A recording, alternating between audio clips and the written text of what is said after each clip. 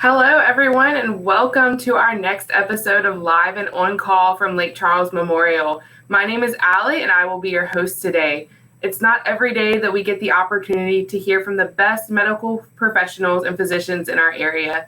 So today is just that. It's an interactive discussion for you to learn a little bit more, particularly today about breast cancer awareness, but also an opportunity for you to ask questions.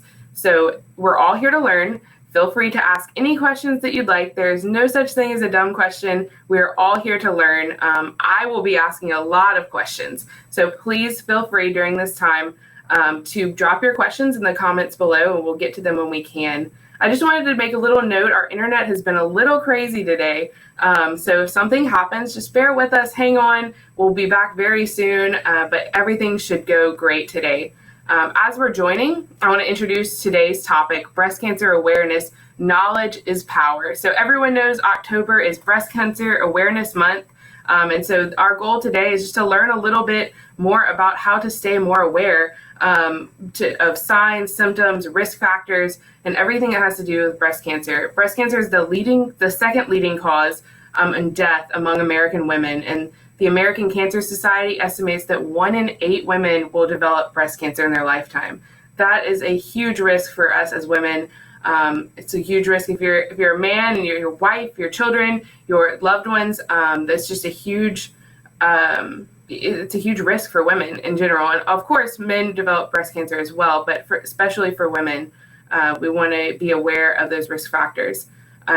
Today, Dr. Amanda Ellington will be joining us. She is live and on call for you today from MMG's Surgery and Trauma. She's a board-certified general surgeon who has a special interest in breast cancer, breast disease. Her passion for breast health is incredible and is helping patients, helping the community, people like me, just gain the knowledge that we need to know to reduce those risks of developing breast cancer in our lifetime. So let me bring her up right now. Hey, Dr. Ellington, how are you? I am good. Thanks for having me. Good. We're so glad that you can join us. Let me ask you to introduce yourself a little bit more. Tell us a little bit about your passion for breast cancer awareness. Okay, so like Allie said, I'm a board certified general surgeon. I've been in practice for 9 years, and for the past 4 years, I've been here at Lake Charles Memorial Hospital. And over half of my practice is treating breast disease and breast cancer. My mom had breast cancer, my aunt, my cousin. It's very personal to me. I live with elevated risk due to my family history and other factors. And so treating breast cancer, seeing women just for breast disease in general is something I have a passion for. It's easy for me to do. And I love it. And so I think it's so important that women and just everyone understand who is at risk, what can you do to reduce your risk or to at least get screened early. And Allie and I will cover some of those topics and kind of guide the conversation, but would love any feedback or questions anyone has who's tuned in, so we can better help you as far as if it's a screening question or a question that's specific to breast cancer. Want to provide that knowledge based on my experience and my training. So happy to be here, and I hope we all learn a lot. Awesome. As you guys can see, Dr. Ellington is wearing her pink scrubs today in honor of Breast Cancer Awareness Month. I also put on pink, although now on the camera it looks a little maroon, but the thought was there. So I hope you guys are wearing your pink this October as well. So why don't we just get started? Just a reminder, actually, before we get started with the questions, those listening, remember to put your comments and questions in the comments below, and we'll get to them as soon as we can. But Dr. Ellington, I was hoping that we could just learn a little bit more about becoming more aware of breast cancer risks, and then also shedding a little bit of light on what that journey could look like, because unfortunately, we all are going to know someone or will know someone who will develop breast cancer in their lifetime. And I think it's important, even if it's not us who are developing breast cancer or at high risk, or that we know how to walk in that journey with our friends and with our family members as well. So I first wanted to ask you, what would bring someone, specifically a woman, into your clinic? And I'm assuming they'd have to have like a suspicious find before they come and see you for surgery, or what does that look like? So it could be a lot of things. One of the most common reasons is just like you mentioned, it's an abnormal finding on a screening mammogram. The other things that bring women quite often are breast symptoms. So breast pain is quite common, which is usually benign, but still, oftentimes requires an investigation or evaluation by a specialist. Also, a breast mass, nipple discharge, something out of the ordinary for a woman. Less commonly, an infection, mastitis. Those are most often seen in the breastfeeding population. But the ones leading to breast cancer are typically the abnormal mammograms. And so a patient would be referred by whatever doctor received their mammogram results. Is that right? Yeah, so if your primary care physician or your GYN orders your annual mammogram, then they would then see a suspicious finding. And typically that's when I get the referral. And then once I receive it, it's my job to say whether or not it needs a biopsy and what the next step is. Oftentimes it's clear that a biopsy is needed, and that'll be done prior to the patient actually coming to see me. And we'll actually have pathology results to review, which will show it either is or is not a breast cancer. And even in patients where there's an abnormal mammogram and it is not a breast cancer, there are still lesions that increase a woman's risk of developing a breast cancer. So although the diagnosis is not cancer, I still follow them and they may get put into a high risk category.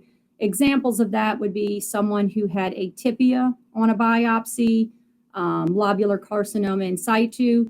And then the other big group of patients is patients with a very strong family history who are at increased risk. And I do follow those patients as well over a long period of time as breast specific risk. Gotcha. So we're all pretty familiar with the idea of getting a regular mammogram. What would be the difference between, your regular screening mammogram and a diagnostic test? How does that look? So a screening test is a test that is obtained before a patient has any symptoms or findings. So if someone has a mammogram to evaluate breast pain or a breast mass, that's going to be a diagnostic mammogram. That's a mammogram or a breast imaging to specifically evaluate an issue. A screening mammogram is a patient feels great, no breast pain, no mass, just goes in for their annual quote unquote preventative care. And so ideally, we like to pick up cancers in the screening phase. If a screening mammogram comes back diagnostic for cancer on a biopsy, the likelihood that it's stage 1 or 2 is very, very high. And in patients who have large masses or pain due to a mass that ends up being a cancer, those tend to be, and this is not always, but tend to be higher stage. So, screening mammograms' role is to identify breast cancers, but also to identify them early where they're curable and treatable. What is the recommended age for screening? So it kind of depends on where you look in the literature or on the web, I guess, which is our literature these days. So the American Society of Breast Surgeons, the screening age is 40. American Cancer Society is pretty true to that as well. The United States Preventative Services Task Force says 50. I am very biased in my practice. I think 40 should be the age for screening. I've seen way too many women who have no family history, who are under the age of 40, who have had high risk lesions and even breast cancer. And that's scary enough for me to never want to miss a breast cancer that could be treated, especially in a young woman who has no indication for screening if you wait to 50. I mean, thousands of cancers could be missed if you wait till age 50. And so I think it's an inexpensive, very low risk study. It's not a procedure. The main complaint with a mammogram is discomfort. So I think that's worth it. And I would recommend 40 always. Yeah, I know a lot of people are putting off those mammograms because of how uncomfortable it is. But it will definitely pay off in the end. Is there circumstances in which someone would qualify for screenings earlier? You mentioned history. Anything else? Yeah, so any woman with a symptom, if you're 35 and you feel a breast mass, I mean, that's an evaluation by a practitioner, but a mammogram would probably almost always be ordered, and maybe an adjunct, an ultrasound, and MRI.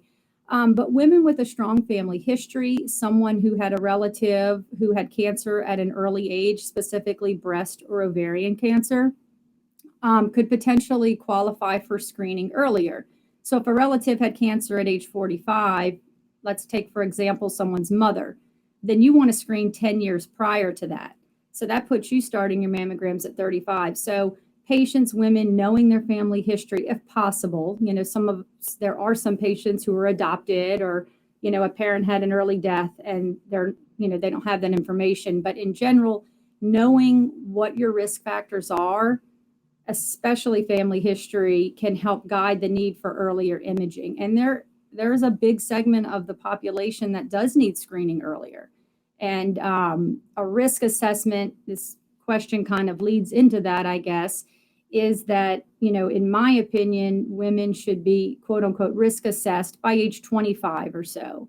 And so that's just a series of questions. It's not a test, it's not a blood draw, it's a questionnaire which focuses on just easy to answer questions: age at menarche, first pregnancy, use of hormones, family history, previous biopsy, and if you know it, breast density.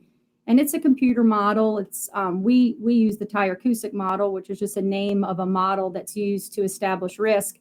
And if women are intermediate to high risk, you then consider imaging them earlier. And there are some women at age 28, 29 that meet criteria for elevated risk and would then need to start breast cancer screening at that age, due to the likelihood that they might form a breast cancer earlier than the average population, which is what all of our data is centered around, is the average risk. Well, if you're not average in relation to breast cancer, I'm not average, mother, aunt, cousin with breast cancer, you know that, and you take steps to get screened earlier. It's easy to do. We have it available on our website, and most primary care and GYNs would also be available to kind of tell right off the bat whether someone has high risk criteria. Right. Like Dr. Ellington said, there is a risk assessment quiz, if you will, on our website under breast health. So if you go to our website, lcmh.com, and find your way to breast health, there is a button to click on to take that assessment. And correct me if I'm wrong, Dr. Ellington, but what that does is that information will be fed to our genetics nurse, who will then contact them. Is that correct? Yeah, so the survey actually is kind of two parts. So it's a risk assessment for what we call a lifetime risk of breast cancer, which if it's over 20%, it's deemed high risk. And there are different screening methods for those patients who meet that criteria. Breast MRI is added to mammogram to screen them. The other component of the family history in that survey also at the same time will kind of give a red flag if someone meets criteria for genetic testing.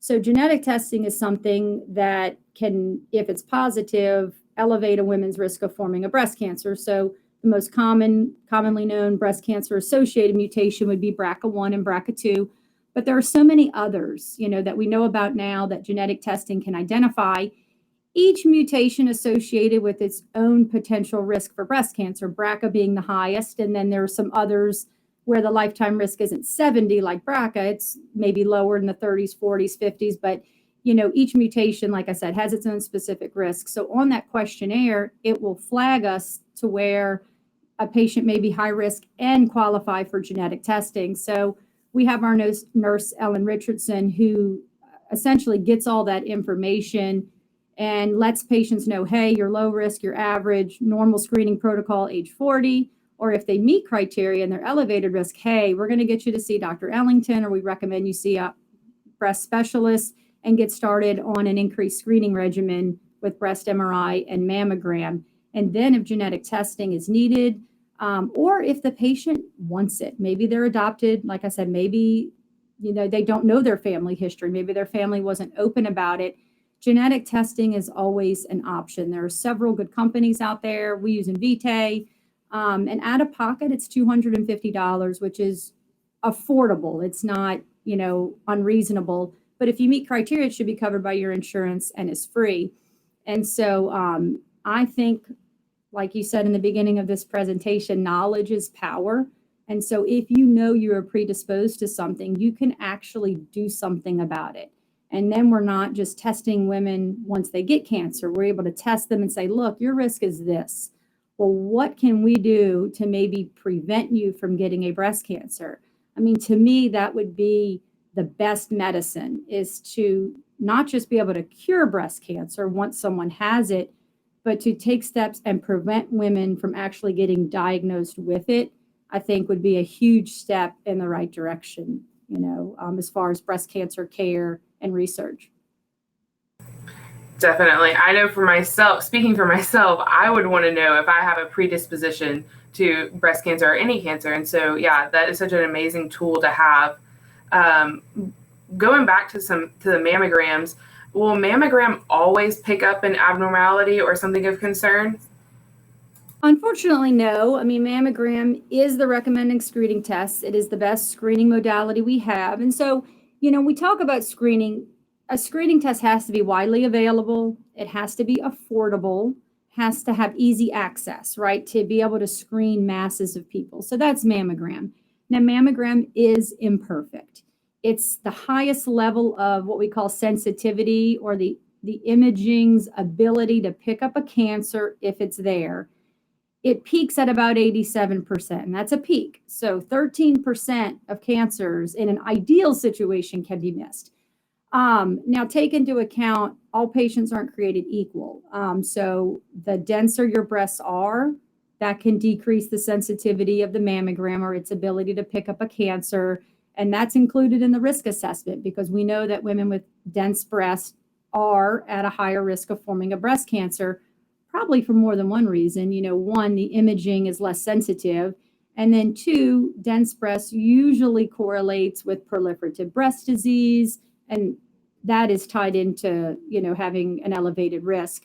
But no sensitive, the mammogram is not perfect, but it is the best we have and can always be combined with another breast imaging study. For instance, if a woman comes in with a breast mass, we do a mammogram and we don't see it. We don't just say, okay, you're good, you're clear. We'll get a breast ultrasound. If that still doesn't really characterize things very well, or something doesn't add up, the physical exam says something's there and the ultrasound and the mammogram don't, well, then you have breast MRI. So those are kind of the three big breast imaging modalities that we use.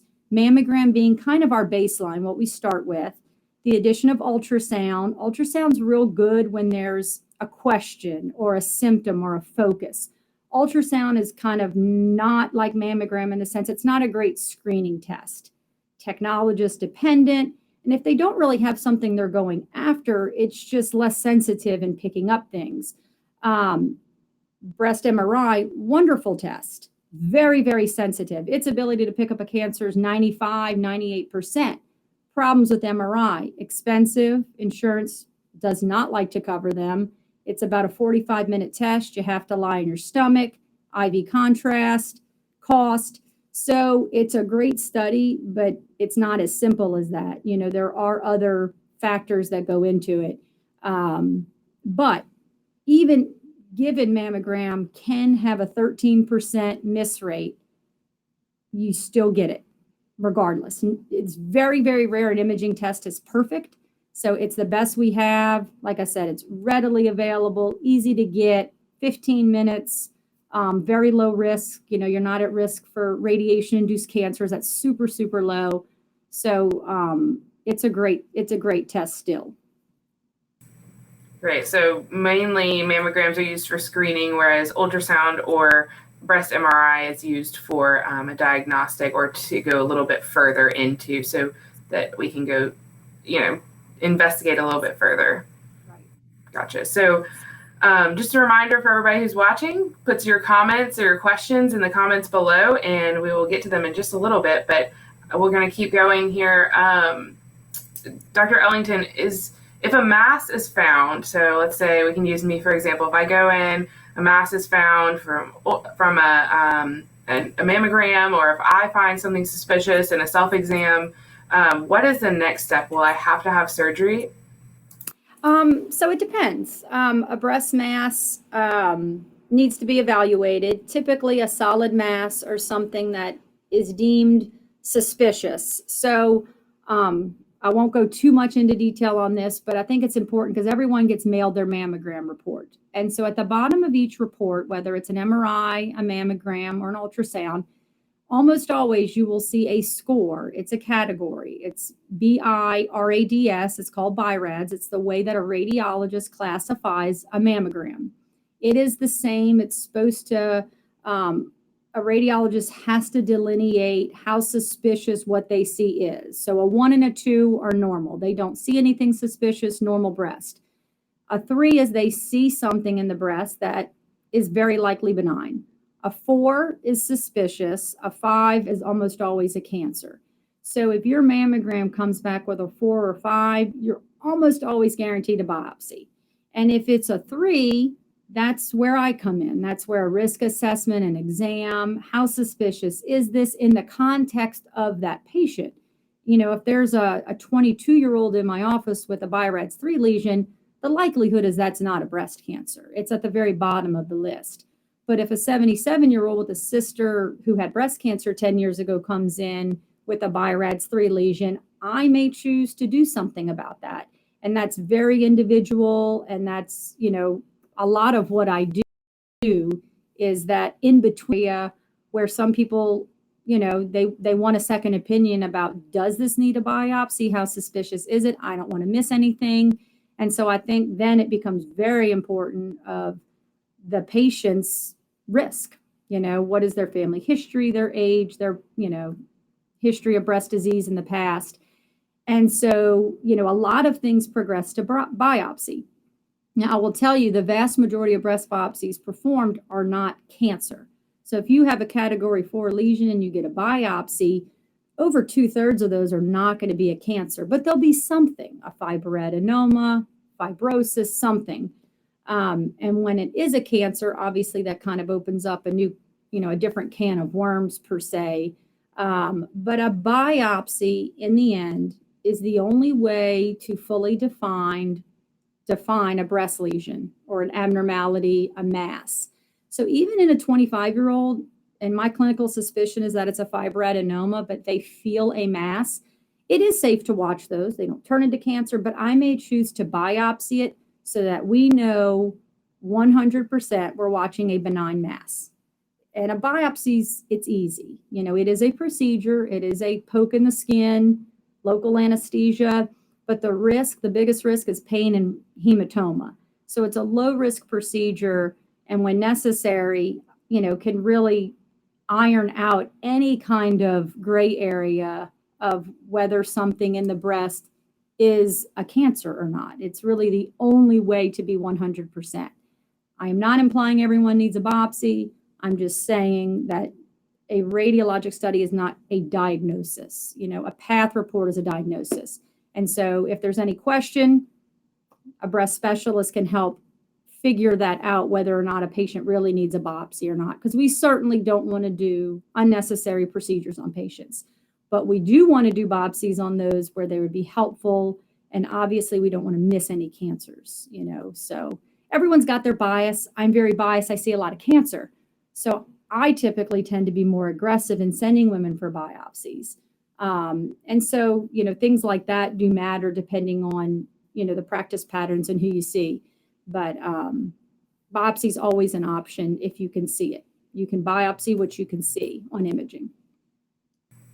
Gotcha. So, yeah, like you said, you see a lot of cancer patients. And some of the fears associated with breast cancer a lot of times include mastectomies. So in what situation or what scenario would someone need a mastectomy, which is like I'm assuming is the worst case scenario, but what would that scenario look like? So several different scenarios. So a mastectomy would be removal of all the breast tissue. And so, 30 years ago, that was the treatment. You didn't get a choice. There was no lumpectomy and radiation. It was a mastectomy.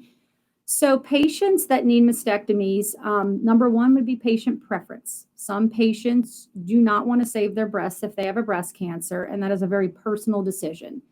Most patients that I see with early stage breast cancer, stage 1 or 2, that are small, that haven't spread anywhere, really those women have a choice. Most of them are candidates for a lumpectomy where you just remove the tumor, save the rest of the breast.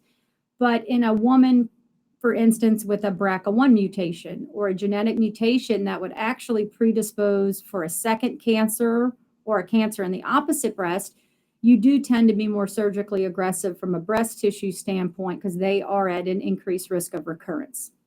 And so mastectomy, a simple mastectomy, is just you take the nipple, you close the skin, and there's no breast and there's a chest wall.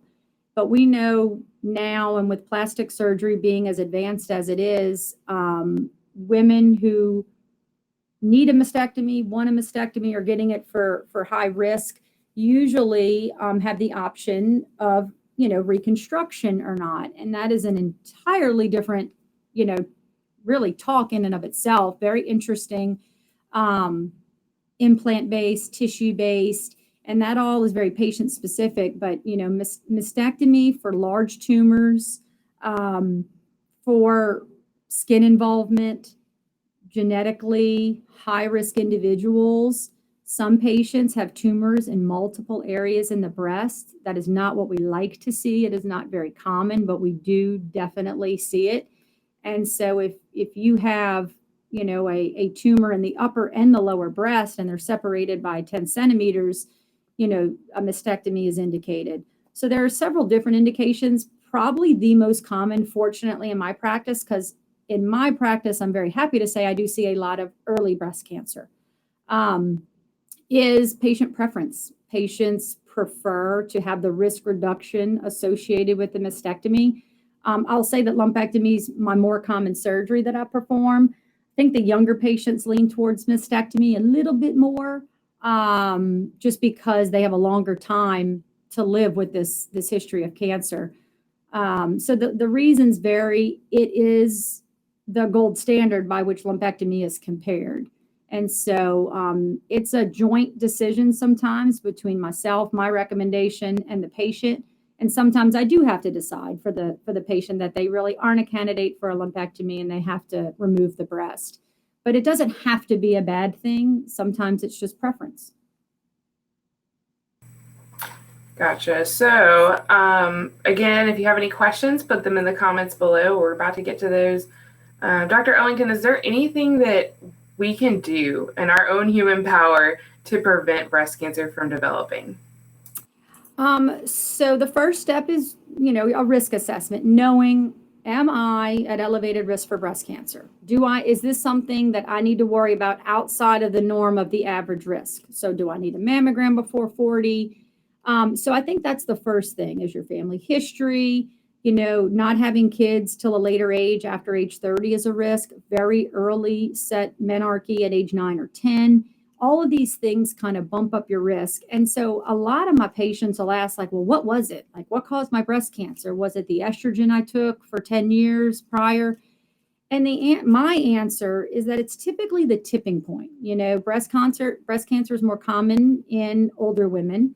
So just by nature of being female and having breasts, you are at risk. And so it's the second most common cancer in women nationwide. So no one is not at risk. But those women who are at increased risk, I don't think that combination hormone replacement should be taken if you're one of those patients at elevated risk. A healthy lifestyle, exercise, avoidance of excessive alcohol will help. Will it prevent you from getting cancer? I can't say with absolute certainty that it would if your genetics prevail, but it certainly won't add fuel to the fire, so to speak. So I think being healthy, knowing your body, knowing your risk, and if you feel something in the breast and you're unsure, you feel a mass, but you don't know. Maybe it is, maybe it isn't, just go get evaluated. If you go in and it's nothing and your mammogram and ultrasound are okay, well, then it's reassurance and it's been worked up and we don't have to worry about something being missed. What we don't want is an undiagnosed cancer. So breast cancer, like I said, is very curable. Stage 1 disease is a 99% 10-year survival with treatment. Stage 2 in the upper 90s. Stage 3 start to drop, and we don't want to see that drop. we don't want it to go to the 70s and the 60s with triple negative breast cancer. Then stage 4, huge spectrum. But I mean, you're talking less than 1 in 2 in 5 years, and none of us want that. And the best we can do is get screened early, so age 40 at the latest. And then if you are high risk or if you have a breast symptom, then you get screened earlier. And I think it works. You know, when screening mammogram picks masses up, pure screening, they're almost always stage 1 disease. And those women do wonderfully well long term. Great. So let's get to some of the questions in the comments. And again, it's not too late to add your questions. We have a couple here. First, how do oral or vaginal hormones affect your chance of breast cancer?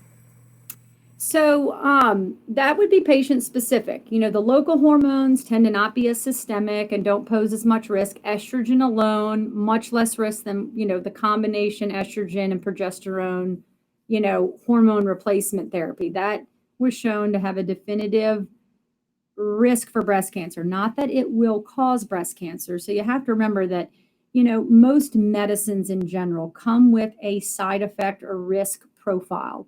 So for a woman who needs these medicine, I mean, it's under the assumption that this patient needs the hormone replacement for, let's say, menopausal symptoms, severe hot flashes, headaches, whatever the menopausal symptom may be. Now, that's a quality of life thing, and I can't tell you how severe your symptoms are.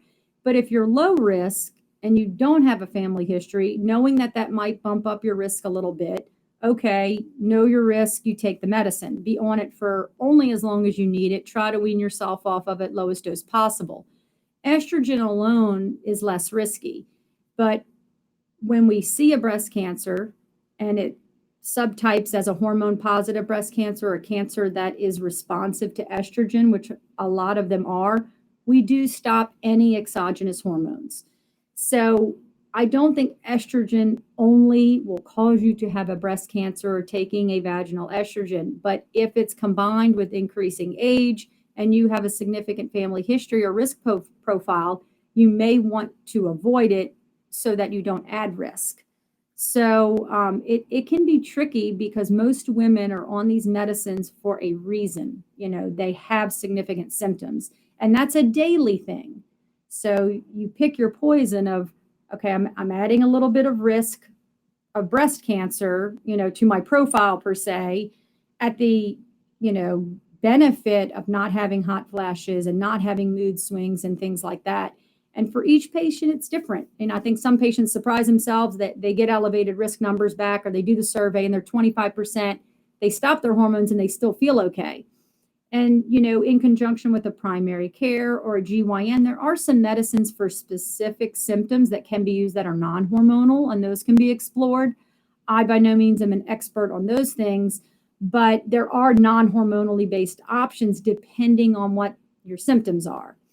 So that is a ongoing area of question among women because they don't want to add breast cancer risk. No one really does, but at the same time, they have significant symptoms off those medicines.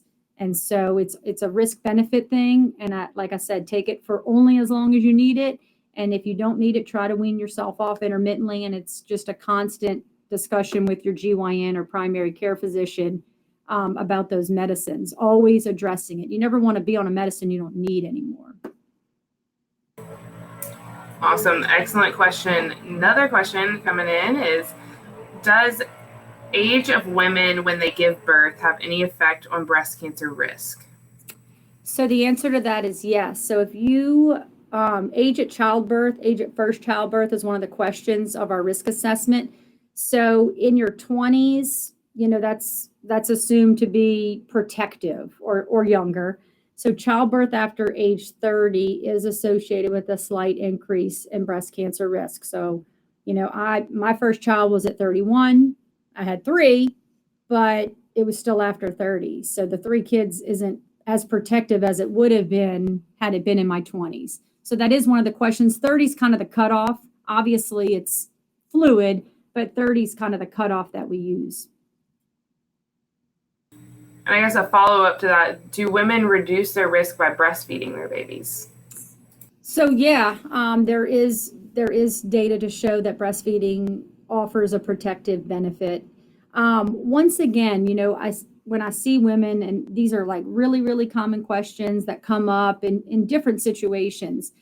And so people will get bummed. They'll say, "Oh my God, I had kids. My first kid was at 21. Like, I breastfed my children for a year. I had 3 kids. And that's my mom. She had her first kid at 20, breastfed 3 children, healthy, doesn't abuse alcohol, no family history. And at 67, she gets breast cancer.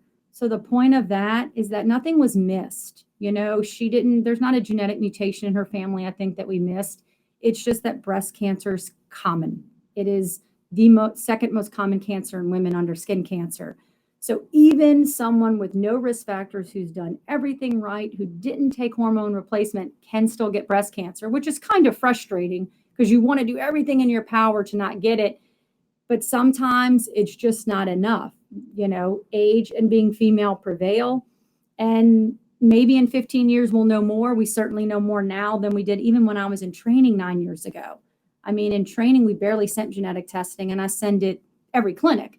So medicine's constantly evolving and getting better, but there are protective factors. At the end of the day, you do your best and try to do everything that you can do to prevent breast cancer. And unfortunately, sometimes it's not enough, but at least you didn't add risk to what already exists. So unfortunately, sometimes it's out of our hands. But definitely it's important to take care of yourself, healthy diet, exercise. Don't add risk where there's already an existing risk that's high. So if you're already high risk, try to avoid any combination hormones. Obesity is a risk factor, sedentary lifestyle, and get your mammograms early. Awesome. That is very enlightening to me, at least because I think the thing that I'm taking away from this as we wrap up is just how important recognizing risk factors are. And like you said, sometimes there's nothing we can do to prevent it. Who we are as people is we're always trying to control things around us and so that we're not at risk for certain things or certain sufferings or certain situations. And this is just one of those things that we may not be able to control. So those screenings, recognizing those risks are all the more important because unfortunately it may just happen anyway. And so, yeah, I just wanted to mention before we sign off here, if you have any more questions, go ahead and put them in the comments. But also at Lake Charles Memorial, we offer a program called Scart. So for any of you who maybe your family members have had breast cancer and had a surgery resulting in that breast cancer, we have this program to help with that emotional healing.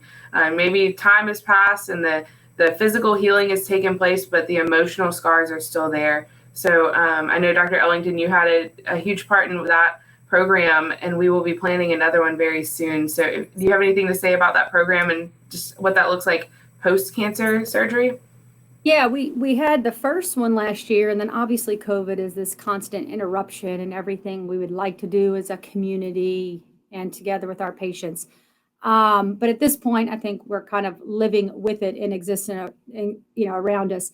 So Scart is like painting with a twist, but with an emotional kick. And so it was very, very moving. We had our first one, and everyone gets a canvas, and there is a trained artist there, and they want to evoke emotion. They give you homework before the event, and it's very intriguing. A bunch of my staff and employees from the hospital went, and then you're encouraged at the end of the painting session to get up and explain your painting. And I think the knee jerk is I'm not getting up in front of a room of strangers and getting emotional. And it was very, very moving to see these women get up and then almost kind of be forced to do it. Some were very voluntary and, had a great experience with it. And it was kind of a happy thing. But there were certainly a couple of patients who it was, you could tell the scars have not healed on the inside or even the outside. And I thought it was, in talking with them after the event, they really enjoyed it, although it did invoke kind of a negative emotion, I guess, or sadness in them to be there, but they felt surrounded by people that had at least been through something very similar to them. And they didn't need to go chat with them for an hour, but just being in the room and looking around at other faces and the patients, young, all ages, breast cancer doesn't discriminate. I think it helps them feel more whole, that they're not a loner, they're not an outcast, they're not alone in this. And that was just a small turnout. I mean, there's so many patients. And I think it's easy for us to go. We're not the patient, we go to help out and interact. And, it was patients that I had treated, but to be the patient and go somewhere where you might not know a soul and get emotionally involved in your breast cancer experience is tough to do. And so I really applaud the attendance that we had. And we want to do it regularly. We want to involve more of our patients and even their families. If you watched a loved one go through it, I mean, there's very few people, just in my clinic alone, 3 of us have parents, our mothers had breast cancer, I mean, it's so common. And so most of us have a personal tie to the disease in some way, shape, or form. Every October I get all excited and we start talking about these events. But really, in reality, I should wear pink every month, all the time, because breast cancer isn't just October. It's the month for breast cancer awareness. But really, breast cancer awareness is every single month and every single day of every year, because that's what we see walk through our doors. And we are very fortunate. And from a surgical perspective, I feel very fortunate because I feel like I can do something for the patient. I can take out the tumor, I can stage their disease, I can get them to the next step. And that's very rewarding in the sense of, eradicating a disease process. And then whether their next step is radiation or chemo or the plastic surgeon or whatever it is, you're involved. Breast cancer treatment's not just me, not just the patients, multimodal, multi-specialty, and that's where we get our great outcomes from. So if you're a breast cancer survivor or someone, when we do have the Scart event, sign up. It's great. We give treats, we give drinks, and it's about an hour and a half or so. And then we're going to display the art, and we'll have more to display, and then do little patient highlights and stories and patients that are willing to share their story, because I think most people are very interested in individual stories. All breast cancer is not the same. Everyone's situation is not the same. And I think a lot of my time in clinic is spent kind of getting to know that story of what this patient's specific circumstance is.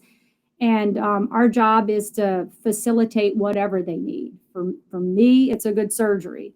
And from the rest of the team, it's more than just the doctors. It's our navigators. It's everyone, the family that's involved in kind of getting the patient through what Ali termed at the beginning. It's a journey. I mean, it really is. Patients don't feel whole for a long period of time.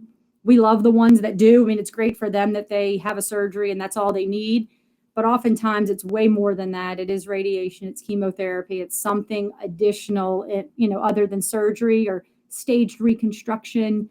And so, whatever we can do to kind of support our community here to where they feel that this hospital, the healthcare system cares about them even after they're done with surgery, I think is important. And I'm so excited that it's relatively new, but we now have the availability of having a plastic surgeon who's local, who can see women in Lake Charles, who has a beautiful training record, who we actually did our first joint case together with 2 weeks ago. And so I think that relationship will blossom and grow, and we'll be able to offer women high-level breast reconstruction. And I look forward to collaborating. The plastic surgeon's name is Dr. Maddox. If you look around town, there's billboards. And so I'm very excited to be able to work with her and provide women a service that really hasn't been offered here ever, in Lake Charles. It was Lafayette or Houston, and now we have the ability to keep these women close to home, and I think it's extraordinary. So I'm very excited about that. Awesome. So many good things happening, and October, like you said, is just a time to to remind ourselves to be thinking about this, but like you said, we need to be thinking about it year round. Just before we go, Dr. Ellington, what is the best piece of advice you have for women in regards to what you've seen in your clinic and experience with your patients? So never be scared to get something evaluated. Never feel like it's not important. If you notice something, a mass, anything in your breast, regardless of your family history, and then don't make an excuse to miss your mammogram. Don't do it. Just find the time. It's okay if it's a little uncomfortable. They won't harm you. They're good. They work. It is the best thing we have to find cancer early and treat it at its earliest stages where outcomes are terrific. So no excuses. Awesome. Thank you so much, Dr. Ellington, for joining us today. We appreciate all of the knowledge that you've brought to the table and all of the experience that you have, especially with the people of Southwest Louisiana. You're just such a gift to have at Lake Charles Memorial. I'm very thankful to have you here and to work with you, and I know everyone else is too. So, and that, I think that will conclude our video today. Thanks again. Thank y'all.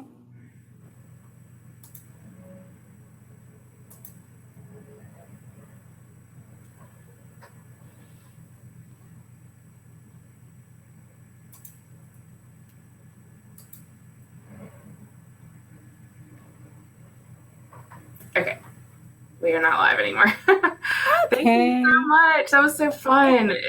Yeah. It's so much more fun than doing a seminar where you have to build a presentation and do all that. Yeah. So good. Yeah, I'm happy to do this anytime, Okay, cool. I told Maddox, I was like, her and I should do one together where we're like just both here and we can kind of chat about whatever it is, since women don't really know about it.